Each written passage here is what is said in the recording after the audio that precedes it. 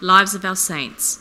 On 7th of February, our church celebrates the feast of St. Parthenios. The following are some thoughts on his life and works. Apprenticed to a fishing captain at an early age, Parthenios was expected to take flight after his first voyage in the hazardous fishing trade and to run to the first school to beg for a book and literary knowledge. Not lacking for religious fervour to begin with, the young fisherman felt no fear when the first wave crashed into the vessel in a storm.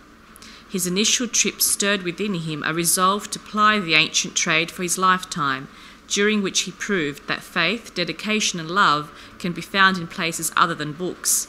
And while illiteracy is a definite deterrent to learning, an astute listener with a strong memory and willing heart can remain abreast of a monk of high intellect in the approach to eternity.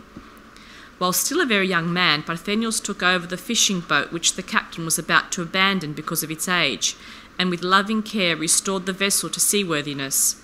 Returning from his first voyage as master of his own boat, with an ample catch of fish, he decided to give a considerable portion of his supply to the poor, a practice which he made a lifelong habit.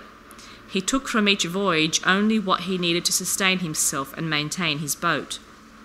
It was shortly after his first display of lifelong charity that it was discovered that Parthenios was endowed with the divine gift of healing.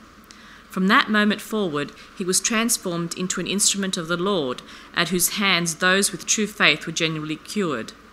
This manifestation was wholly involuntary, and Parthenios sought to minimize his rare gift, but nothing could diminish either this gift or the increasing number of those who sought to benefit from it. Faith healers of questionable repute were usually discredited quickly and sought other pastures, but there was no doubt in this case, which was investigated and authenticated by Bishop Philip of Melitopolis. Bishop Philip was overawed with not only what he perceived to be a divine gift, but with the amazing ability of Parthenios to quote flawlessly and at considerable length from the scriptures and other religious articles he had committed to memory simply by listening. The bishop considered this fantastic memory yet another gift, and he prevailed upon Parthenios to become a priest, despite the fact that he was illiterate.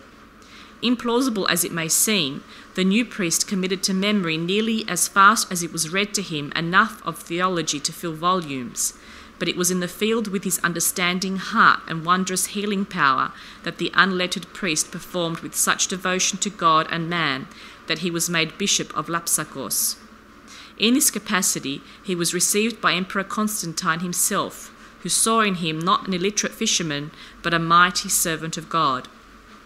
The emperor saw a need for destroying the pagan temples and replacing them with Christian churches, and he assigned this task to Bishop Parthenios, who not only accomplished this transformation, but in so doing won countless converts to the cause of Christianity. On his death on February 7, he was given a state funeral usually reserved for emperors and patriarchs.